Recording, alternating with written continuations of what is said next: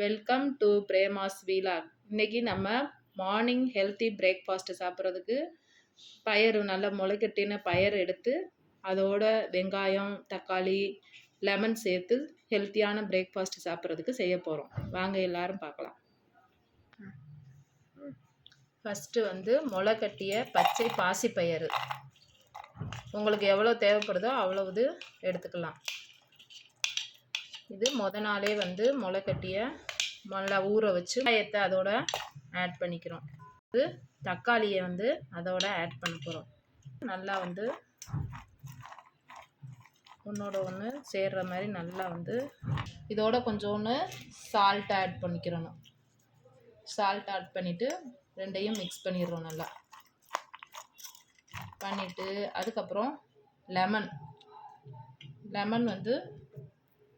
கொஞ்சோண்டு லெமனை அதில் புழிஞ்சு விட்டுட்டு இப்போ மிக்ஸ் பண்ணிவிட்டு மார்னிங் ஹெல்த்தி பிரேக்ஃபாஸ்ட் ரெடி.